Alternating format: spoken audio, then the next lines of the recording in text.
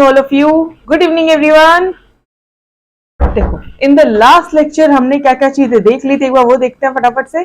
हमने दो pricing method देखे थे भैया। अगर शेयर्स को हमें इशू करना है तो किस प्राइस पे इशू करेंगे। तो एक होता है कि आप कंपनी ने पहले से ही प्राइस डिसाइड कर दी है कि भैया 10 रुपए ठीक है या 12 रुपए जो भी कुछ है, या प्रीमियम पे या डिस्काउंट पे जो भी कुछ है, कंपनी ने पहले ही शेयर की प्राइस डिसाइड कर दी है। नेक्स्ट मेथड ऐसा है कि प्राइसेस नहीं पता हमें हमारी कंपनी की मार्केट वैल्यू नहीं पता है। ओके ऑलराइट, अगर मार्केट वैल्यू नहीं पता है तो फिर हम पब्लिक से जानना चाहेंगे कि हमारी मार्केट की वैल्यू कितनी है, आप बताओ कैसे पता चलेगी। अगर हमारे शेयर की मार्केट में खूब ज्यादा डिमांड है तो ऑब्वियसली हमारी मार्केट वैल्यू बहुत अच्छी है। यस, और अगर डिमांड ही नहीं है तो समझ जाइएगा कि अच्छी नहीं है। ठीक है, तो बट मैम यार पता कैसे चलेगा, मतलब किस हिसाब से, जो पब्लिक है वो भी किस हिसाब से डिसाइड करेगी। तो हम लोग क्या करते हैं यार, हम लोग ना एक उनको प्राइस बैंड दे देते हैं। ठीक है, हम लोग यहाँ पे उनको एक प्राइस बैंड दे देंगे कि इतनी से इतने के बीच में आप बताओ हमारे कंपनी की प्राइस कितनी होनी चाहिए, आप हमारे कंपनी के शेयर कितनी प्राइस पे कितने शेयर खरीदने के लिए रेडी हो। ठीक है, तो सबके बहुत सारे इस तरह से आएंगे। जो लोअर प्राइस होगा उसे क्या बोलते हैं, फ्लोर प्राइस। जो हाईएस्ट प्राइस होगा उसको क्या बोलेंगे, कैप प्राइस। डन। ओके, जो प्राइस इन दोनों प्राइस के बीच में कोई भी प्राइस डिसाइड हो सकती है। लेट्स से 200 टू 300 के बीच में कोई भी प्राइस डिसाइड हो सकती है। लेट्स से 250 डिसाइड होता है तो इस 250 को कौन सी प्राइसेस बोलेंगे, cut off price. Done, simple से कंसेप्ट है। ये सारी चीजें अपन किसको देंगे, लीड मर्चेंट बैंकर को देते हैं। इनको बुक रनर भी बोलते हैं बिकॉज ये ultimately these are the person जो सारे बिडिंग्स वगैरह जितने भी बिड्स आते हैं उनका ये रिकॉर्ड मेंटेन करता है। Finally cut off price fix होती है जो कि हाईएस्ट प्राइस होती है, बेस्ट प्राइस होती है, जो कंपनी को कितना मैक्सिमम पैसा मिलने वाला है, बेस्ट प्राइस। और ये सारी चीजें हम लोग बाद में प्रोस्पेक्टस में बता देते हैं। That's it right. ठीक है, तो this was all about. Now a company can make public offer through two method. दो मेथड्स होते हैं जिसके थ्रू कंपनी पब्लिक ऑफर दे सकती है। कौन कौन से दो मेथड्स है भाई, एक होता है आईपीओ, एक और दूसरा होता है एफपीओ। अब थोड़ा ध्यान रखना। Now we are on to your chart. कौन सा चार्ट, अब हमने आपको इस चार्ट स्टार्ट कर दिया है। लास्ट लेक्चर में ये देखा कि किस प्राइस पे देना है। नाउ अब हम लोग डिटेल में देख रहे हैं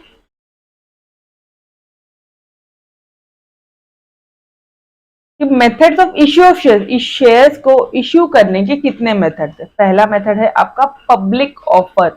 हम लोग जो शेयर है वो पब्लिक को ऑफर कर रहे हैं। पहली बार अगर आप कंपनी पहली बार किसी से पैसा मंगाती है, पहली बार अगर पब्लिक को ऑफर दे रही है तो ये हो गया initial public offer. PO is for public offer. ठीक है, तो पहली बार देती है तो इनिशियल बोलेंगे, इनिशियल पब्लिक ऑफर।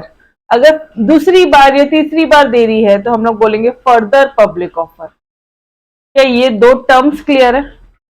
पहली बार जब कंपनी शेयर्स को इश्यू कर रही है तो हम बोलेंगे इनिशियल पब्लिक ऑफर। ठीक है, जैसे स्विगी, ठीक है, जोमैटो, ये लोग ने फर्स्ट टाइम अभी इश्यू किया तो ये लोग क्या कर रहे हैं, आईपीओ आए थे इनके, यस और नो। और जब दूसरी बार करेगी तो FPO. Done, is this concept clear. IPO FPO का कंसेप्ट क्लियर है। पहली बार कर रहे हो तो आईपीओ, दूसरी बार कर रहे हो तो भैया एफपीओ। That's it.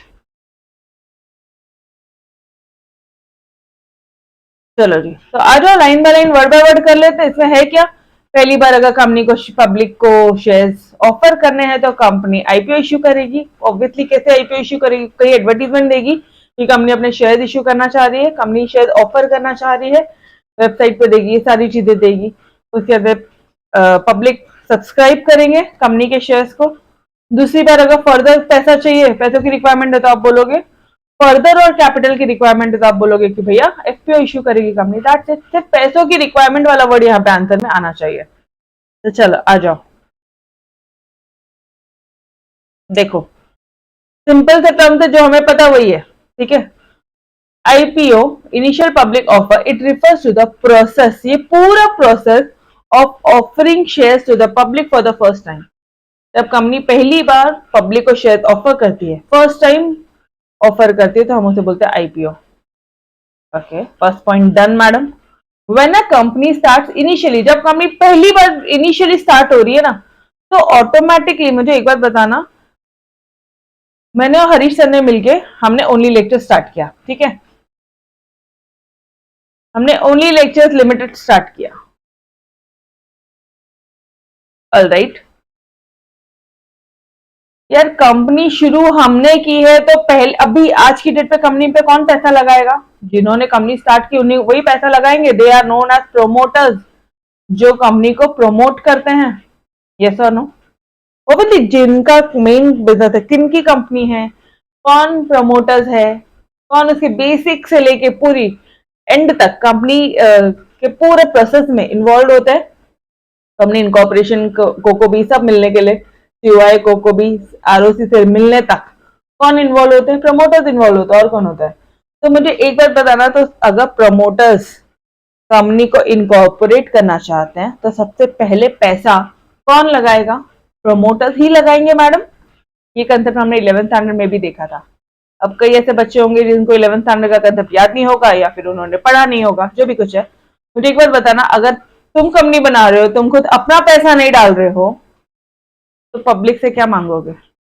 पब्लिक किस भरोसे पे आपकी कंपनी में पैसा लगाएगा? अगर आपने आपकी कंपनी में पैसा नहीं डाला तो पब्लिक किस हिसाब से आपकी कंपनी में पैसा लगाएगा? ये बताओ मुझे। बेसिक लॉजिक समझा? इसीलिए जब भी कोई इंसान कंपनी बनाता है तो सबसे पहले जिसको कंपनी बनानी है, ठीक है, they are known as the promoters. कुछ ग्रुप ऑफ पर्सन होंगे, कुछ 5-6 लोग होंगे या 10-15 लोग होंगे, जितने भी लोग होंगे जिनको कंपनी बनानी है, कंपनी को इनकॉर्पोरेट करना है, ठीक है, उनको हम लोग प्रोमोटर्स बोलेंगे। और सबसे पहले ऐसा तो नहीं होगा ना कि ओनली लेक्चर बन गया, लो आ जाओ पब्लिक। अरे ओनली लेक्चर्स क्या काम करता है? ओनली लेक्चर्स का नाम ही नहीं है मार्केट में। लोग कैसे ओनली लेक्चर्स में पैसा लगाएंगे, ये बताना मुझे। कंपनी न्यू न्यू बनी है, कैसे कोई पैसा लगाएगा? तो यहाँ पे देखो, when a company start initially, ठीक है, it can not immediately offer it shares to the public. वो इमीडिएटली ऑफर नहीं कर सकती है, ठीक है। तो इन द बिगनिंग, इसीलिए शुरुआत में प्रमोटर्स सब्सक्राइब करते हैं all the share by investing their money. कौन इन्वेस्ट करता है कंपनी में? पैसा कौन डालेगा? प्रमोटर्स। जितना पैसा चाहिए कौन डालेगा? प्रमोटर्स डालेगा। Is this concept clear? Second point समझा आप सभी को? Second point done?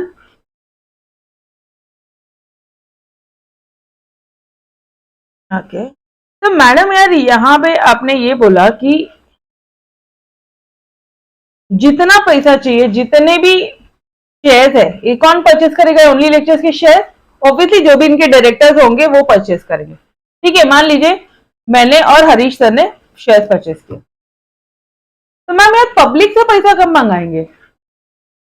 पब्लिक से पैसा कब मंगाया जाएगा पता है क्या? जब हम हमारा शेयर्स पब्लिक को दे देंगे, ठीक है। आ जाओ इधर बताती हूँ।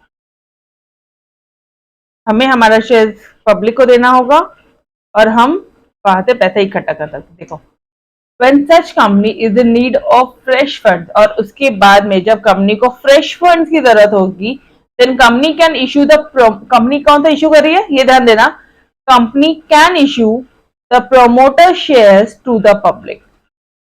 प्रमोटर के शेयर को कंपनी जो है वो पब्लिक को दे सकती, मतलब पब्लिक से पैसा मंगा सकते। इन शॉर्ट, मैं क्लियर एवरीवन?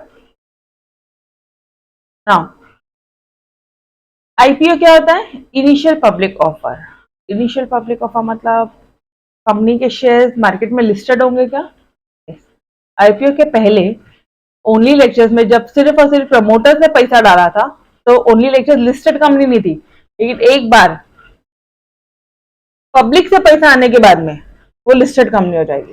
फिर जब प्रमोटर ने पैसा डाला तो वो लिस्टेड कंपनी नहीं है, लेकिन जब पब्लिक ने पैसा डाला तो वो लिस्टेड कंपनी हो गई।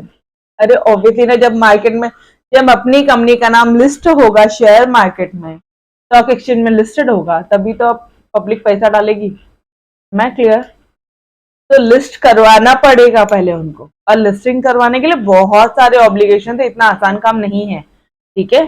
अच्छा, before IPO a company is not a listed company.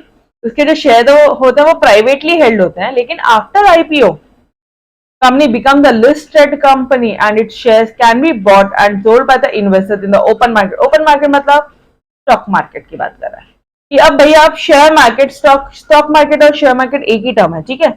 अब शेयर मार्केट या स्टॉक मार्केट में कंपनी के शेयर खरीदे बेचे जा सकते हैं।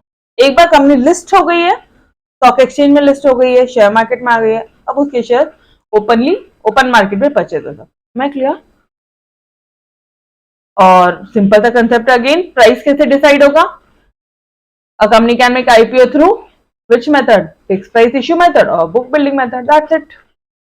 Now tell me all the 4 points clear. 5th point ऐसी बोनस पॉइंट है कि भैया प्राइस कैसे डिसाइड होगा, आईपीओ और इसके थ्रू, फिक्स प्राइस मेथड और बीबीएम के थ्रू, एफपीएम और बीबीएम, ठीक है। अब मुझे बताओ ये चारों पॉइंट्स क्लियर है। जब कंपनी को और पैसे की जरूरत होगी तो क्या करेगी कंपनी? प्रमोटर के शेयर को पब्लिक को सब्सक्राइब कर देगी, ठीक है। प्रमोटर के शेयर्स को पब्लिक को दे देगी। आईपीओ के पहले प्राइवेटली हेल्ड कंपनी है, आईपीओ के बाद में पब्लिक कंपनी, लिस्टेड कंपनी है, और अब शेयर्स स्टॉक मार्केट में ओपनली ट्रेडेड हो सकते हैं। डन। कंसेप्ट समझो, जरूरी नहीं ओपन मार्केट लिखना, यू कैन राइट कि भैया स्टॉक मार्केट में आप ओपनली ट्रेड हो सकता है, ये लैंग्वेज भी लिख सकते हो ना, क्या दिक्कत है, ठीक है। बस आपको कंसेप्ट समझने की देरी है।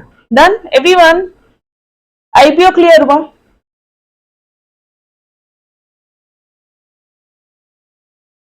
ओके अच्छा, अब मुझे एक बात बताना,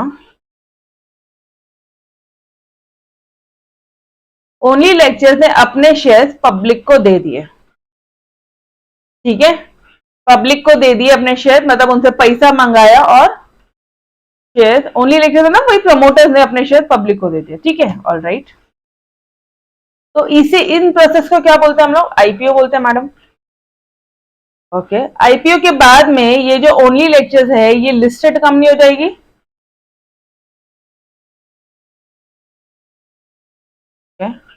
और पैसा मंगाना होगा तो, एफपीओ हो जाएगा।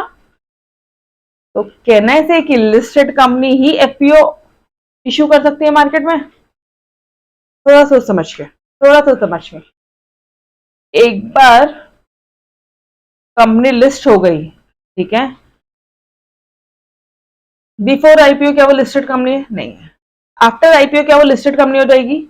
ये आईपीओ हो गया, इनिशियल पब्लिक ऑफर दे दिया आपने, फर्स्ट टाइम शेयर इश्यू कर दिया मार्केट में, तो वो आईपीओ हो गया, तो वो लिस्टेड कंपनी हो गई। तो क्या लिस्टेड कंपनी को जब अगर दोबारा पैसा मंगाना है, कोई भी कंपनी को दोबारा पैसा मंगाना है, तो वो आईपीओ इश्यू करेगा, यस और नो? तो कहना है कि लिस्टेड कंपनी ही एफपीओ इश्यू कर सकती है मार्केट में। ये लॉजिक समझा क्या? यार जो कंपनी पहली बार उसने पब्लिक से पैसा मंगाया है, जो कंपनी लिस्ट हो गई है, वही तो कंपनी दोबारा हम पैसा मंगा सकती है। तो कहने से कि लिस्टेड कंपनी ही दोबारा पब्लिक से पैसा मंगा सकती है, नहीं समझा शायद। सब सब सब छोड़ो, इधर का जो भी लिखा ना ये सब छोड़ो, कई बच्चों को समझ गया ये, सही नो, बट एक बार और, पब्लिक से पैसा मंगाना है, आईपीओ, आईपीओ के बाद में ये बिकम है लिस्टेड कंपनी, ठीक है। जब दोबारा पैसा मंगाना है तो एफपीओ। अरे तो कहना है कि जिस ऐसी कंपनी जिसे पहली बार मंगाए वही दूसरी बार मंगा सकती है, और जो पहली बार पैसा मंगाई है तो वो आईपीओ, वो लिस्टेड कंपनी बन गई है। तो कहना है कि लिस्टेड कंपनी ही दोबारा पैसा मंगा सकती है।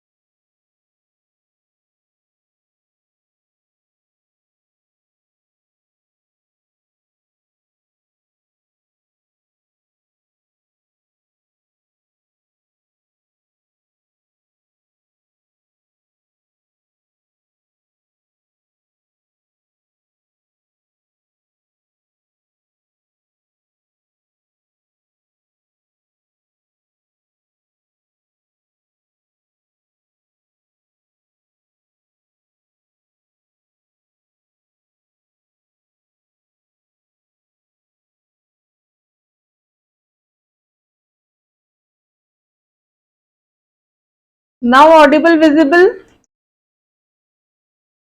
Now Audible visible guys,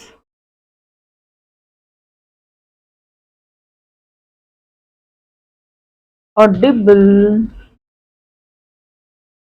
visible,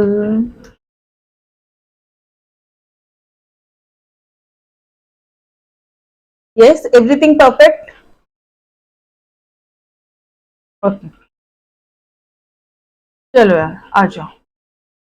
पहले लाइट गई थी तो इंटरनेट कनेक्शन सब बंद हो गया, फिर लाइट आई, इन्वर्टर शुरू हुआ, फिर लाइट आई, जाने दो छोड़ो, टाइम लग गया, आ जाओ।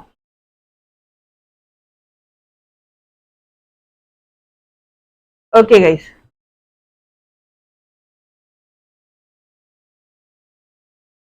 चलो मुझे एक बार बताइए, आपको ये लास्ट वाला कंसेप्ट जो मैंने बताया वो आपको समझ में आया या नहीं आया? यस एवरीबॉडी, लास्ट कंसेप्ट आपको समझ में आया या नहीं? हमने ये बोला कि भाई अगर सबसे पहले कंपनी बन रही है, कौन उसकी शेयर्स खरीदेगा? प्रमोटर्स खरीदेंगे। ओके, अगर एक है तो एक, दो प्रमोटर है तो दो प्रमोटर खरीदेंगे, 10 है तो 10 खरीदेंगे, दैट डिपेंड, ठीक है ना। प्रमोटर्स खरीदेंगे, बाद में ये प्रमोटर्स अपने शेयर्स पब्लिक को दे देंगे और इनसे क्या कर लेंगे लोग? पैसे आ जाएंगे, ठीक है, ये लोग शेयर्स दे देंगे और इनसे क्या आ जाएंगे? पैसे आ जाएंगे। पब्लिक को शेयर्स देने के बाद में इस पूरे प्रोसेस को क्या बोलते हैं? आईपीओ बोलते हैं। पहली बार जब कंपनी ने अपने शेयर्स पब्लिक को दिए हैं तो इसको क्या बोलेंगे? आईपीओ बोलेंगे। आईपीओ होने के बाद में, आईपीओ के पहले ये कंपनी लिस्टेड नहीं थी, आईपीओ के बाद में ये कंपनी लिस्टेड हो जाएगी। यहां तक कंसेप्ट क्लियर है? ओके अच्छा, अब मुझे बताओ ना, जब दोबारा मुझे पैसा मंगाना है, दोबारा मुझे पैसा मंगाना है तो यहीं पर आएगा? अपन यहां पे रहेंगे या यहां रहेंगे? अरे जब पहली बार मंगा लिया पैसा तो वो लिस्ट हो गई, तो दोबारा पैसा कौन मंगाएगा? यही लिस्टेड कंपनी ही तो दोबारा पैसा मंगाएगी। तो कहने से लिस्टेड कंपनी ही एफपीओ इश्यू कर सकती है। यस और नो? क्या ये कंसेप्ट क्लियर है आपके? यारो जब आईपीओ इश्यू होगा तभी तो एफपीओ होगा, जब पहली बार मंगाओगे तभी तो दोबारा मंगाओगे, पहली बार मंगाओगे तो लिस्टेड कहलाओगे, दोबारा मंगाओगे कौन मंगा सकता है? लिस्टेड ही तो मंगा सकती है। It's 100% clear everyone? ये कंसेप्ट क्लियर है आप लोगों के?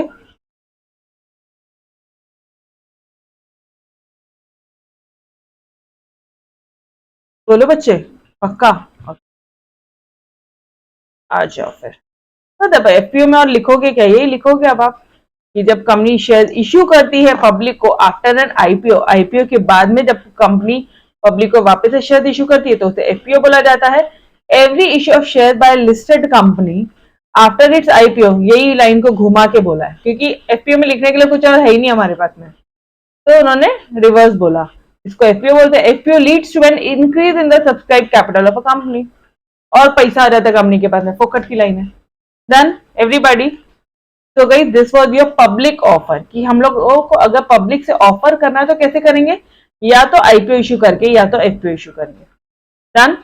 नाउ कंपनी को अगर एग्जिस्टिंग इक्विटी शेयर होल्डर्स से को शेयर ऑफर करना है, जो हमारे ऑलरेडी शेयर जिनके पास में है, हमारे कंपनी के शेयर ऑलरेडी जिनके पास में है, अगर उनसे पैसा मंगाना है, ठीक है, उनको और शेयर देना है तो कैसे करेंगे? और क्या मेथड्स है? एक मेथड है राइट इश्यू, दूसरा मेथड है bonus issue. Only two method.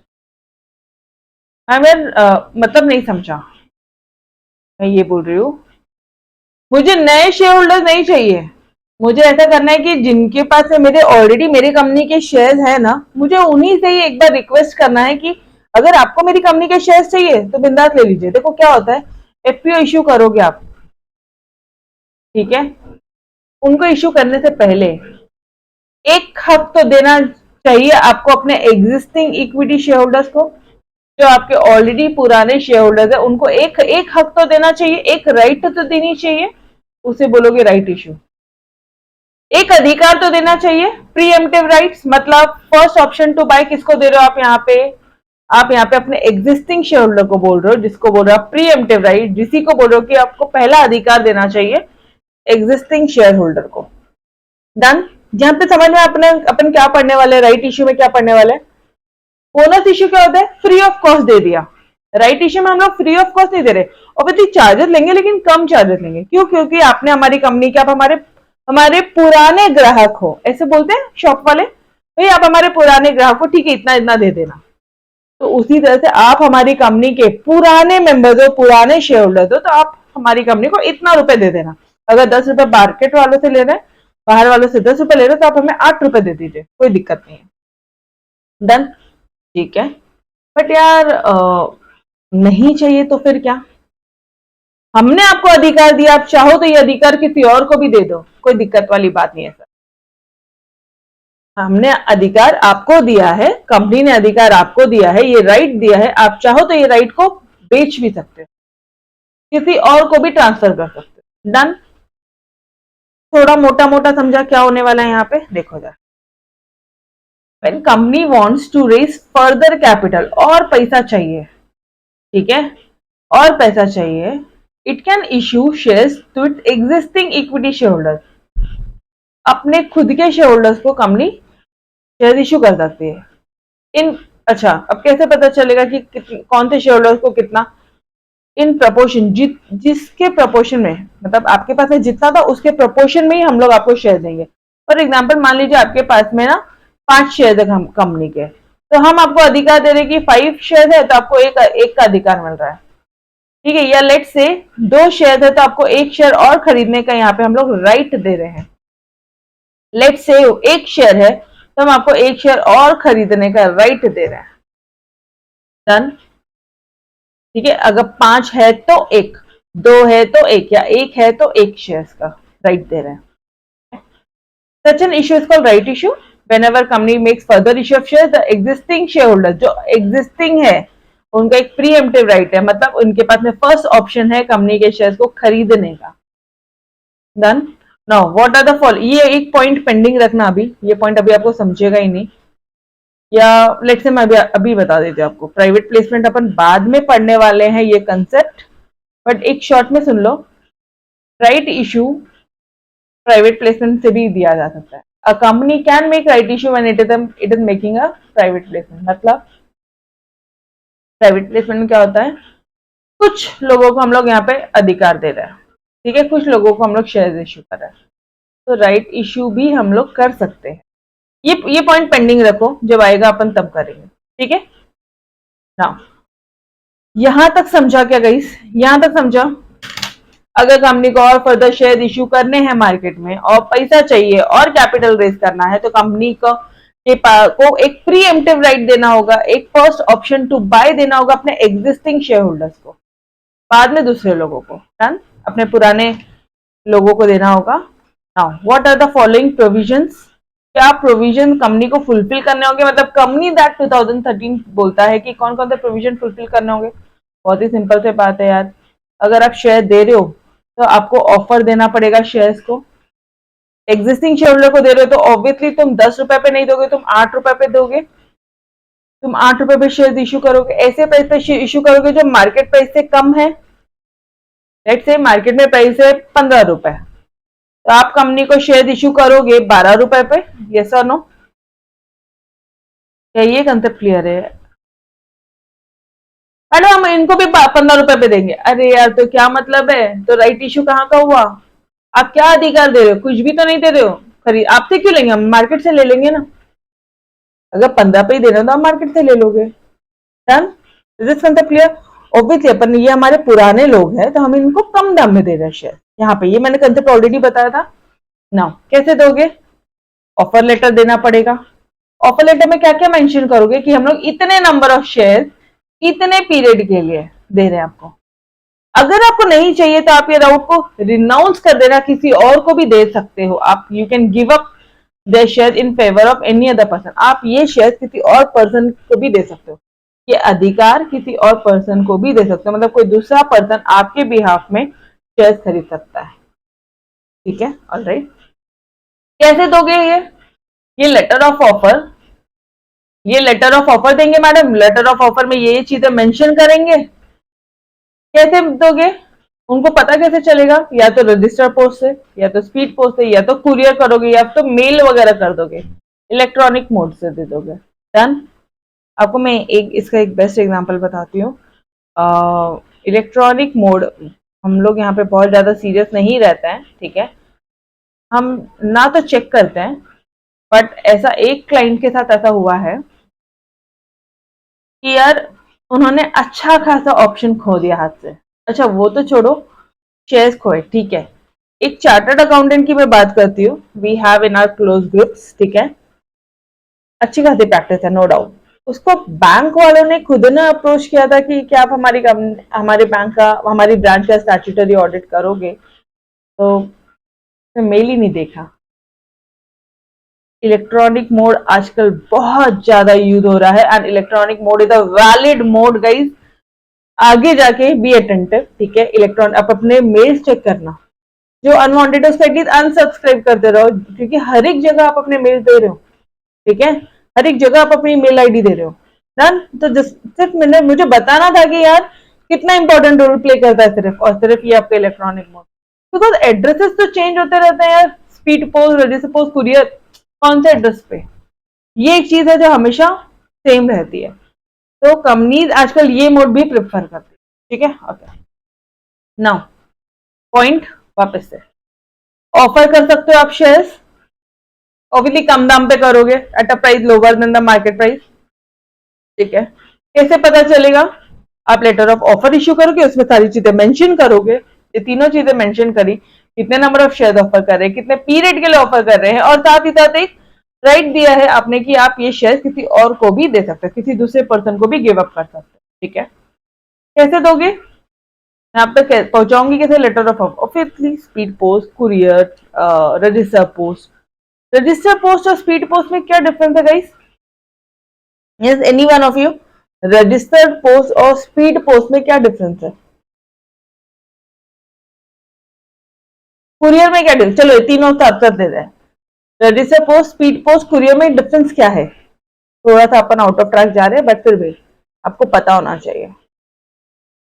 बोलो, I am waiting for your comments. I am waiting for your comments. Courier जल्दी आता है, ये वैलिड डिफरेंस नहीं है। रजिस्टर पोस्ट में आपको एक एक्नॉलेजमेंट मिलता है, एक एक्नॉलेजमेंट आपको रिसीव हो जाता है। मतलब यहाँ पे क्या होता है कि आपको ना, वो जो कुरियर वाला बंदा आएगा ना, वो आपको एक्नॉलेजमेंट लेटर में आपकी साइन लेता है और वो कंपनी को तक वापस पहुंचता है। तो कंपनी के पास में प्रूफ रहता है कि ये जो कुरियर है ये आपको मिल गया है, आप डिनाई नहीं कर सकते बात। स्पीड पोस्ट ऑब्वियसली जल्दी आता है, कुरियर, स्पीड पोस्ट अपना ये है, क्या बोलोगे आप, गवर्नमेंट पोस्ट ऑफिस से होता है, एंड कुरियर प्राइवेट, डीटीडीसी, ये सारे कुरियर्स है, ठीक है। ओके, एंड इलेक्ट्रॉनिक मोड तो आपको पता है, ईमेल वगैरह, इसमें कोई डाउट ही नहीं। चलो डन एवरीबॉडी। बस ये पार्ट ध्यान रखना, यहाँ पे एक्नॉलेजमेंट आता है, ठीक है।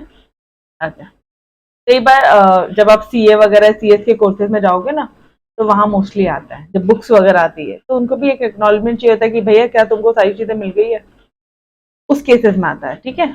पहले आता था, आई डोंट नो अभी आता है या नहीं आता है, पहले मेरे टाइम पे तो आता था ये। चलो now, if share holder does not respond to right issue, तो जो भी टाइम पीरियड दिया था, ये जो पर्टिकुलर पीरियड दिया था, हमने यहाँ पे पीरियड मेंशन किया था, अगर मान लो ये 1 मंथ में वो लोग ने कुछ रिस्पॉन्स ही नहीं किया, तो क्या हम वो शेयर किसी और को दे देंगे, बेच देंगे? It means you are not interested, it is implied that he is not interested in the offer. Company वो शेयर किसी और को, जो अनसोल्ड शेयर है, वो किसी और नए इन्वेस्टर्स को भी दे देगी, ठीक है। और ये फोकट वाली लाइन है, ये आज आपको नहीं समझ में आएगा, बट ये मैंने बार बार मैं आपको अभी शुरुआत से बताते हुए चल रही हूँ कि मिनिमम सब्सक्रिप्शन 90% चाहिए। 90%, जितना भी कंपनी शेयर इशू कर रही है उसका मिनिमम परसेंटेज 90% शेयर पब्लिक ने सब्सक्राइब करना चाहिए। ये वही वाला पार्ट है कि company has to obtain minimum subscription 90% of the issue, ठीक है। ये बाद में अपन अलग से पॉइंट पढ़ेंगे सब्सक्रिप्शन का, मिनिमम सब्सक्रिप्शन का, तो वहां पे आपको क्लियर हो जाएगा। अब बट ये वाला पॉइंट मुझे आपको शुरू से बताते हुए चलूंगी तो आपको एटलीस्ट दिक्कत नहीं होगी, ठीक है। Done. What is right issue यार? राइट इश्यू क्या होता है? कंपनी अपने शेयर होल्डर्स को, एग्जिस्टिंग शेयर होल्डर्स को अधिकार दे रही है कि आप हमारी कंपनी के शेयर खरीद सकते हो। We are giving you this right. Okay, कैसे राइट दे रही है कंपनी? यहाँ पे पहला पॉइंट, ऑफर कर रही है राइट इश्यू मार्केट प्राइस से कम, क्योंकि आप हमारे पुराने शेयर होल्डर हो, ठीक है। पुराने ग्राहक हो, पुराने शेयर होल्डर हो, ऑलराइट। कैसे करेंगी? ऑफर लेटर देंगे। ऑफर लेटर में क्या क्या मेंशन करेंगे मैडम? कितने नंबर ऑफ शेयर दे रहे हैं तुमको? 1:1 दे रहे हैं, 2:1 दे रहे हैं, या 5:2 दे रहे हैं? अरे ऐसा भी हो सकता है ना कि हर 5 के बदले में हम 2 शेयर दे रहे हैं, 2 शेयर ऑफर कर रहे हैं। तो कितने शेयर दे रहे हैं वो बताएंगे, कितने पीरियड के लिए दे रहे हैं, ये जो ऑफर है ये कितने पीरियड के लिए है, ओपन है, वो बताएंगे। अगर नहीं चाहिए आपको तो आपको एक और अधिकार दे रहे कि आप अपने शेयर किसी और को भी रिनाउंस कर सकते हैं, रिनाउंस कर सकते हो। देखो पहले समझ लिया कंसेप्ट, अब ये वर्ड एग्जाम में आने चाहिए, राइट टू रिनाउंस आना चाहिए। राइट शेयर है, अब थोड़ा ध्यान देना, राइट शेयर है, इसी का मतलब ही ये है कि यहाँ पे राइट दिया है, आपको रिनाउंस करने की राइट दिया है, राइट टू रिनाउंस। सिर्फ और सिर्फ राइट इशू ही देता है। बोनस शेयर्स हाँ खरीदना लेना तो लो, नहीं तो मत लो, वैसी कंपनी फ्री ऑफ कॉस्ट दे रही है, ऊपर से तुम वो फ्री ऑफ कॉस्ट वाला शेयर तुम बोलोगे नहीं नहीं मेरे को नहीं चाहिए, मेरे भाई को दे दो, कुछ भी, ठीक है। यहाँ पे आपको राइट टू रिनाउंस मिलता है, बाकी जगह राइट टू रिनाउंस नहीं मिलता, ठीक है। मैम अगर वो लिमिटेड पीरियड में नहीं खरीदा तो कंपनी वो शेयर ऐसा समझेगी कि आप you are not interested, company share किसी न्यू इन्वेस्टर्स को दे देगी, नए शेयर होल्डर्स को दे देंगी, यहाँ पे एग्जिस्टिंग को नहीं देगी। और मिनिमम सब्सक्रिप्शन कितना चाहिए? 90% ऑफ द इश्यू चाहिए। Done everybody clear with the concept? Right issue clear है? Yes every one of you देख लो यार, पॉइंट देखो, कोई किसी को कोई भी डाउट है ना तो पूछो। डन।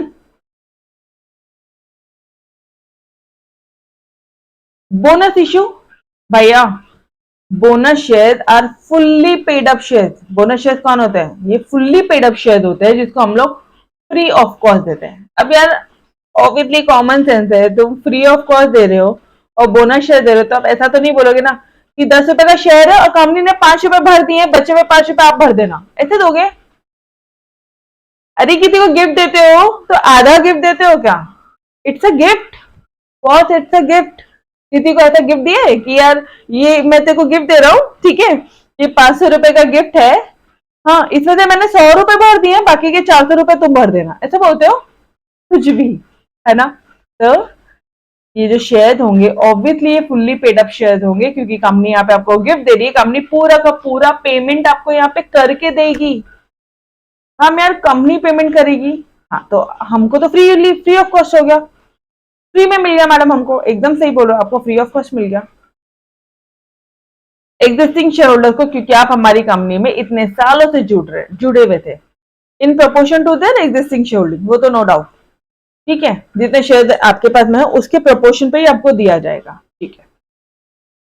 अच्छा मुझे अब एक बात बताना मैडम, यार कंपनी ने फ्री में दे दिया, ठीक है, ये 10 रुपए पे करके दे दिया, तो कंपनी अपने जेब से खर्चा कर रही है? हाँ जी, अपने जेब से, मतलब अक्यूमुलेटेड प्रॉफिट्स या अक्यूमुलेटेड रिजर्व, ऐसी जमा पूंजी, ऐसा रिजर्व जो कंपनी ने पिछले कई सालों से जमा रखा होगा, उस रिजर्व में से कंपनी आपको फ्री ऑफ कॉस्ट शेयर देती है। Done, is this concept clear? ये फ्री ऑफ कॉस्ट शेयर है, ये गिफ्ट है, ये बोनस शेयर है, एग्जिस्टिंग शेयर होल्डर्स को बोनस दिया जाता है। ऑब्वियसली कॉमन सेंस है यार, एग्जिस्टिंग शेयर होल्डर को ही आप 2 अधिकार दे रहे हो, एक तो राइट इश्यू, एक बोनस इश्यू, ठीक है। या तो कम दाम में दे दोगे या तो पूरा का पूरा फ्री दे दोगे, कम दाम में दोगे तो राइट इश्यू कहलाएगा, पूरा का पूरा फ्री दे दोगे तो बोनस इश्यू कहलाएगा। डन। केतकी मैडम काश ऐसा गिफ्ट दे पाते, देखे देखो केतकी सामने वाला बंदा क्या करता है। Done with the concept? Yes ना? Hence, as profits or reserves are capitalized, देखो यार सिंपल सा इसका मैं कंसेप्ट बताती हूँ. यहाँ पे शेयर कैपिटल आता है आपकी बैलेंस शीट में और यहाँ पे रिजर्व एंड सरप्लस आता है. रिजर्व एंड सरप्लस मान लो 100 करोड़ है, ठीक है, और यहाँ की टोटल लेट से 300 करोड़ है. यहाँ पे भी 300 करोड़, यहाँ पे 300 करोड़ के हमारे पास में असेट है. फिक्स असेट लेट से तुम्हारे हैं 150 करोड़ और करंट असेट है आपके लेट से 150 करोड़. ठीक है, करोड़. हाँ, ये आपके 200 करोड़ है.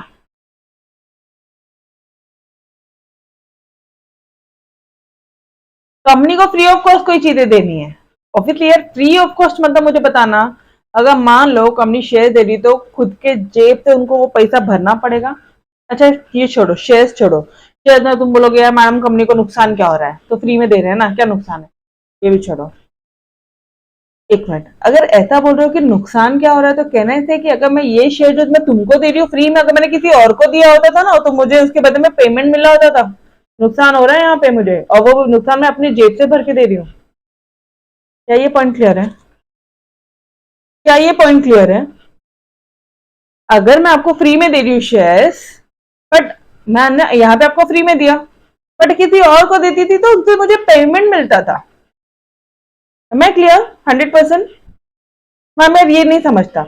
एक काम करो ना, लेट से कि कंपनी तुमको ना कोई एक प्रोडक्ट, शेयर्स की एग्जांपल हटाती हूँ मैं, कोई कंपनी ना तुमको लेट से कुछ मैन्युफैक्चरिंग कंपनी है, कंपनी आपको वो जो भी क्लोथिंग मटेरियल है वो आपको फ्री ऑफ कॉस्ट दे रही है. तो कंपनी को वो जो क्लोथ है वो बनाने में, वो कपड़े बनाने में तो खर्चा लगा ना. ठीक उसी तरह से कंपनी को ये जो शेयर है ना, इसको भी तो देने में पैसा लग ही रहा है ना यार. तुमको फ्री में दे रही, किसी और से पैसा मिलता था ना. डन. ओके, चलो. तो मैं यहाँ पे ये बोलना चाह रही हूँ कि कंपनी के पास 100 करोड़ है और कंपनी यहाँ पे आपको 50 करोड़ का बोनस इशू करती है. तो ये 100 करोड़ कट के 50 करोड़ हो जाएंगे और यहाँ पे आ गया बचे हुए 50 करोड़. तो हमारा शेयर कैपिटल कितना हो जाएगा, टोटल टोटल हो जाएगा 250 करोड़ और ये हो जाएगा 50 करोड़. अपना जो बैलेंस है ये चेंज नहीं होगा, ये 300 करोड़ ही आएगा, टोटल 300 करोड़ ही आएगी. बस यहाँ पे रिजर्व्स का ध्यान देना भी, यहाँ पे रिजर्व्स जो है ना उसका कैपिटलाइजेशन हो जाता है, रिजर्व बन जाता है कैपिटल. ये 50 करोड़ का रिजर्व कैपिटल में कन्वर्ट हो गया, इसलिए यहाँ पे बोलता है it is also known as capitalisation of profit या रिजर्व. प्रॉफिट 50 करोड़ का प्रॉफिट कैपिटल में बन गया, रिजर्व 50 करोड़ का रिजर्व कैपिटल में कन्वर्ट हो गया. Therefore, it is known as capitalization of reserve. Am I clear, guys? 100%. क्या ये कंसेप्ट क्लियर है आप लोगों को? Done. Everyone. Yes, केतकी, ऋचा, सानिया, सिद्धार्थ, एवरीवन यार बोलो. ये कंसेप्ट क्लियर है पक्का? ओके. नाउ अब इसके क्या प्रोविजन है, अगर कम बोनस इश्यू करना है तो इसके क्या प्रोविजन है, इसके भी बहुत सारे प्रोविजन है. ये जो रिजर्व, अब ध्यान देना, ये जो रिजर्व होगा ना या ये जो प्रॉफिट होगा ना ये फ्री रिजर्व होना चाहिए. मतलब ये ऐसा रिजर्व नहीं होना चाहिए कि तुमने उसको किसी पर्पस के लिए रखा है. मतलब मैम जैसे जैसे रीवैल्यूएशन रिजर्व, तुमने फिक्स एसेट को रीवैल्यू किया, ठीक है. ये जो 1.5 करोड़ का जो बिल्डिंग था, ध्यान देना मैं बहुत डिटेल में बता रही हूँ आपको, अदरवाइज मैं आपको सिर्फ और सिर्फ पॉइंट्स लर्न करवा देती थी. आपको बहुत डिटेल में बता रही हूँ, ठीक है. लेट से ये जो 150 करोड़ का है फिक्स एसेट है, लैंड एंड बिल्डिंग है हमारे पास में, ठीक है, जमीन पड़ी है. चलो ये जमीन के भाव बढ़ गए, 300 करोड़ हो गए. अब यहाँ पे 150 करोड़ से आपने बढ़ाया, फिक्स एसेट बढ़ाया, तो यहाँ पे भी 150 करोड़ से आप क्या करोगे, रीवैल्यूएशन रिजर्व लिखोगे. 150 करोड़ क्या मुझे बताना, क्या अपनी कंपनी के पास में पैसा आया क्या? नहीं, वैल्यू बढ़ गई, वैल्यूएशन हुआ है. तो ये जो वैल्यू बढ़ी है उसके बिहाफ में हम लोग यहाँ पे रीवैल्यूएशन रिजर्व क्रिएट करते हैं, क्योंकि यहाँ पे वैल्यू बढ़ गई है तो यहाँ पे भी हमें दिखाना होगा. डन. इस तरह से बैलेंस शीट हमारी टैली होती है. तो बॉस,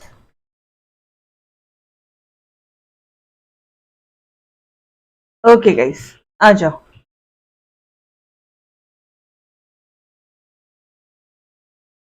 तो बॉस ये जो रिजर्व है ये तो रीवैल्यूएशन का रिजर्व है, ये 150 करोड़ हमारे पास में आया नहीं है फाइनली।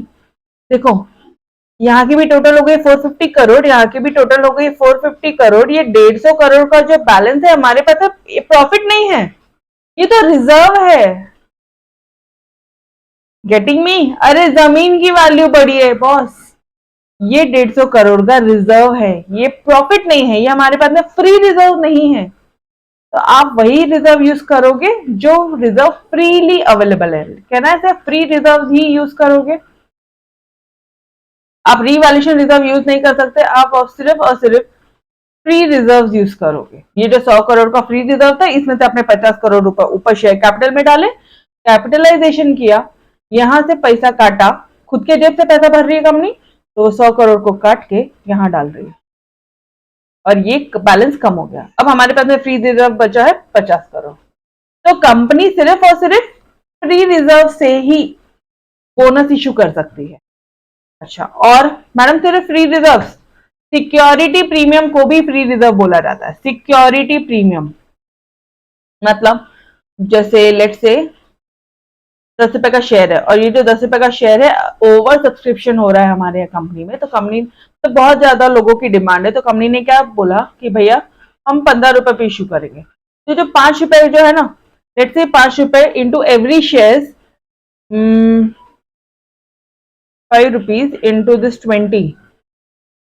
20, ठीक है, यहाँ पे 20 शेयर है, 20 करोड़ का शेयर है ऑफ ₹10 ईच, यहाँ पे 200 करोड़ है। तो ये जो 20 करोड़ के जो शेयर है ना, इनको अपन ने 5 रुपए प्रीमियम में बेचा था, तो यहाँ पे 100 करोड़ रुपए और आया है प्रीमियम का। तो ये प्रीमियम का पैसा, क्योंकि ये शेयर कैपिटल का ही है, शेयर कैपिटल का ही पैसा है, तो ये इससे आप शेयर इशू कर सकते हो, बोनस शेयर इशू कर सकते हो, या तो फ्री रिजर्व या तो सिक्योरिटी प्रीमियम, और साथ ही साथ कैपिटल रिडम्पशन रिजर्व। ये एक ऐसा रिजर्व है जो हमने स्पेसिफिक पर्पस के लिए रखा है, ठीक है। तो आप ये तीनों से ही बोनस शेयर इशू करोगे। कौन से 3 पॉइंट्स है जिनसे आप बोनस शेयर इशू करेंगे गाइस?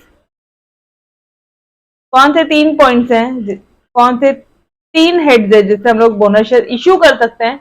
एक है फ्री रिजर्व, ऐसा रिजर्व जो फ्रीली अवेलेबल है, जिसको किसी भी चीजों की रिस्ट्रिक्शन नहीं है। सिक्योरिटी प्रीमियम अकाउंट, जो हमने शेयर इशू करने के टाइम पे कुछ पैसा एक्स्ट्रा मंगाया था, वहां से भी बोनस शेयर, अरे शेयर इशू करने के टाइम पे एक्स्ट्रा मंगाया और शेयर फ्री में बांट रहे हो, क्या ये सेटल कर सकता है easily? Capital redemption reserve account, ये मैं आपको कल डिटेल में बताऊंगी what do you mean by this capital redemption reserve, ठीक है। ये पार्ट मैं आपको डिटेल में बताऊं, ये वाला पार्ट आज के लिए पेंडिंग रखते हैं।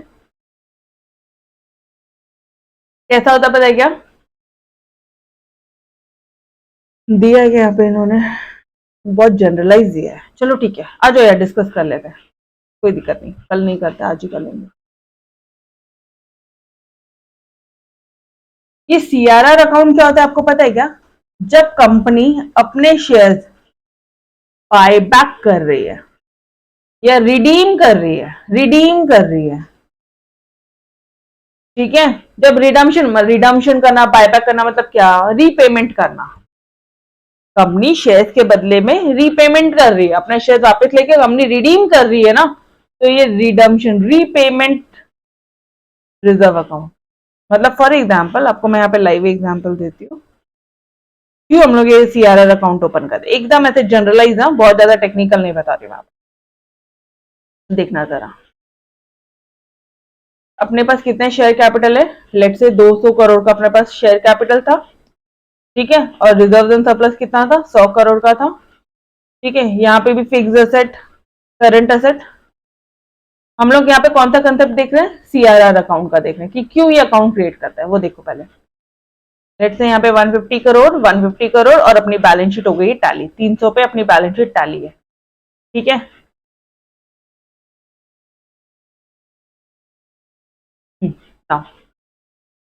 कंपनी ने क्या किया? कंपनी ने बोला कि यार ये जो शेयर्स है ना, ये शेयर्स को हम लोग रिडीम कर रहे हैं। 100 करोड़ या लेट से 50 करोड़ का जो शेयर कैपिटल है, 50 करोड़ मतलब 5 करोड़ इंटू ₹10 ईच, मतलब 5 करोड़ के जो शेयर होल्डर्स है उनको हम लोग रिडीम कर रहे हैं, मतलब हम लोग उनको रीपेमेंट करने वाले हैं। रीपेमेंट करोगे? हाँ जी। कैसे रीपेमेंट करोगे? कैश या बैंक से करेंगे हम। Share holders to cash bank account, ऐसी एंट्री होती है। ठीक है। अब यहाँ पे जो करंट एसेट्स है यहीं पे कैश बैंक की यही अकाउंट में होगा। अब 50 करोड़ का रीपेमेंट करो तो यहाँ से पे 50, यहाँ पे हो जाएगा 150 करोड़ और यहाँ पे हो जाएगा आपका 100 करोड़। कैश बैंक कम हो गया, ठीक है, 50 करोड़ का बैलेंस यहाँ पे कम होगा, यहाँ पे शेयर होल्डर कम होगा 50 करोड़ के, तो ऐसी एंट्री होगी। नेट इफेक्ट ऐसा होगा। ये सो नो, ये नेट इफेक्ट समझा गया। शेयर होल्डर को डेबिट किया मतलब शेयर होल्डर कम किया, और असेट को क्रेडिट किया मतलब असेट कम हो गया, दोनों साइड।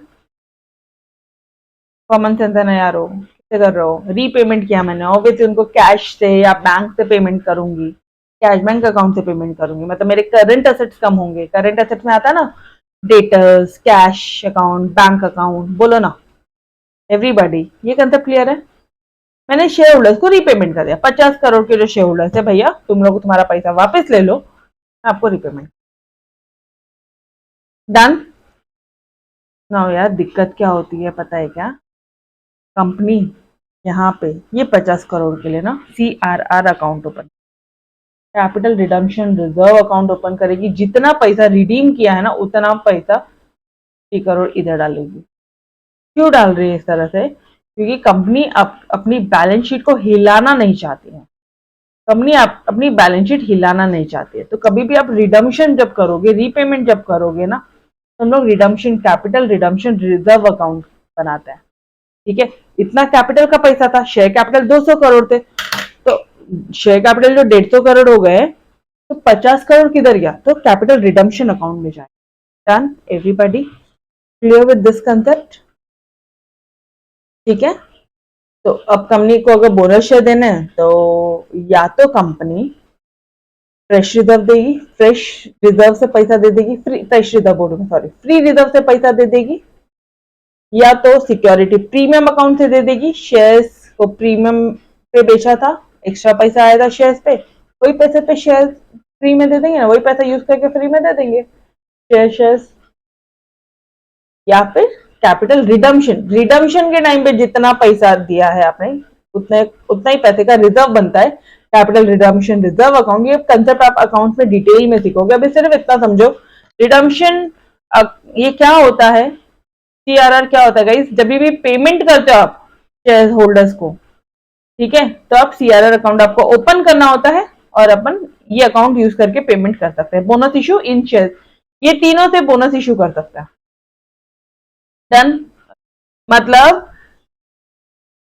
एक मिनट, रिवैल्यूएशन रिजर्व तो अपन नहीं कर सकते हैं, वो यूज नहीं कर सकते क्योंकि वो फ्री रिजर्व नहीं है। ठीक है। सिक्योरिटी प्रीमियम से कर सकते हैं, यस। मतलब ये जो 50 करोड़ है यहां से हटा के हमने शेयर कैपिटल में डाल दिया, इसलिए उसको बोलते हैं capitalisation of reserve. Company can issue bonus share only out of free reserve, only out of free reserve, security premium and CRR account. तो ये फ्री रिजर्व में हमारे पास में 3 पार्ट है, एक फ्री रिजर्व आ जाएगा, एक सिक्योरिटी प्रीमियम भी चलता हमको, और एक CRR भी चलता। Done. Company can not issue bonus share out of revaluation reserves. Obviously मैंने आपको बताया कि वो जो बिल्डिंग, जमीन की प्राइस बढ़ी है या बिल्डिंग की प्राइस बढ़ी है, जमीन का वैल्यू बढ़ा है, इसका मतलब ये नहीं है कि कंपनी ने प्रॉफिट कमाया उतना, उतना का रिजर्व है। अच्छा, और तो और कंपनी ये भी नहीं बोल सकती कि भैया कंपनी आपको डिविडेंड पेमेंट नहीं करेगी, कंपनी ने आपको उसके बदले में बोनस शेयर दे देगी। डिविडेंड तो भैया इक्विटी शेयर होल्डर्स का राइट है, they have a right to receive dividend, तुम ऐसा नहीं कर सकते। ओके, ठीक है। कंपनी ये भी नहीं कर सकती कि कंपनी आपको बोनस शेयर देगी और बाद में बोल रही है हाँ नहीं देने वाली है। एक बार बोल दिया देना ही पड़ेगा। Once declare, once announcement is made, it can not be withdrawn. Fully paid up दे रहे हो यहाँ पे, ऑब्वियसली ये मैंने आपको पहले बताया कि जब आप गिफ्ट दे रहे हो तो किसी को ऐसा नहीं बोल सकते कि मैं तेको 1000 रुपए का गिफ्ट दे रहा हूँ, उसमें से 100 रुपए मैंने भरा, 900 रुपए से तुम भर देना, ऐसे नहीं बोलोगे। पूरे के पूरे 1000 रुपए आप ही को पेमेंट करने होंगे, ये फुल्ली पेड अप होंगे। ये जो गिफ्ट है तुम गिव अवे नहीं कर सकते, किसी दूसरे पर्सन को नहीं दोगे। राइट इशू में they have a right to renounce, लेकिन बोनस क्योंकि फ्री में दे रहे हैं हम लोग, you don't have a right to renounce that. Done everybody. तो कितने प्रोविजन है? 5 बोनस शेयर्स कहां से इशू करने का पहला पॉइंट है, कहां से नहीं कर सकते दूसरा पॉइंट है, कहां से इशू कर सकते हैं? Free reserve, security premium and your CRR account. Done. दूसरा कहां से इश्यू नहीं कर सकता है? रिवैल्यूएशन रिजर्व में, ठीक है। तीसरा पॉइंट वो क्या बोल रहे हैं कि एक बार बोला तो देना ही पड़ेगा, और हाँ पूरा पैसा पेमेंट करके देना, ऐसा मत करना कि आधा अधूरा। हाँ fully paid bonus fully paid ही होता है, ठीक है। सिर्फ मैं आपको मीनिंगफुल बनाने के लिए सेंटेंसेस को मैं बता रही हूँ ताकि आपको रट्टा मारना ना पड़े, ठीक है। एंड आप इसको रिनाउंस नहीं कर सकते, आप उसको किसी दूसरे पर्सन को नहीं दे सकते। मतलब केतकी अपने भाई को भी नहीं दे सकती बोनस शेयर कि यार मेरे पास में एक फ्री में शेयर है, ये ले, ये तू ले ले, ये तू गिफ्ट ले ले। गिफ्ट किए हुए आइटम किसी को गिफ्ट नहीं करते हैं, गिफ्ट किए हुए आइटम किसी और को गिफ्ट नहीं करने का, ठीक है। केतकी आपको गिफ्ट मिला, आप अपने पास रखो, बोलते हैं ना ऐसा, बस वही कंसेप्ट है। Done everybody. चलो ना, सिक्योरिटी प्रीमियम अकाउंट क्या होता है? ये ऐसा प्रीमियम होता है जो आपने शेयर इश्यू किया था ना, तब आपने प्रीमियम कलेक्ट किया था। 10 रुपए का शेयर आपने 15 में इशू किया था, तो 5 रुपए का जो आपने प्रीमियम कलेक्ट किया ना, उससे आप बोनस शेयर इशू कर सकते हो। CRR अकाउंट क्या होता है? It is an account in which company transfer part of its profits to be use for specific purpose. Company यहाँ पे एक CRR अकाउंट ओपन करती है कि भैया इतना इतना प्रॉफिट ना मैं रिजर्व रख रही हूँ, तो वो जो प्रॉफिट आपने रिजर्व रखा है उससे आप बोनस इशू कर सकते हो। Done everybody, clear with the concept, तोड़ विद द कंसेप्ट। गिफ्ट किए हुए आइटम को दोबारा गिफ्ट नहीं करने का, बोनस शेयर को रिनाउंस नहीं कर सकते हो। गिफ्ट कर रहे हो तो पूरा पैसा देके गिफ्ट करो, अदरवाइज दिक्कत हो जाएगी। फुल्ली पेड अप होने चाहिए हमारे बोनस शेयर, नीचे तो ऊपर जा रहे हैं। रिवैल्यूएशन रिजर्व ना, ठीक है, उससे नहीं दे सकते हो। एक बार बोला तो देना पड़ेगा, दोबारा ऐसे फ्री में दे रहे हो, गिफ्ट दे रहे हो, बाद में बोलोगे गिफ्ट नहीं दे, ऐसा भी नहीं चलेगा, ठीक है। और बाद में फ्री रिजर्व, सिक्योरिटी प्रीमियम या फिर CRR, इन तीनों से ही हम लोग बोनस शेयर इशू। डन।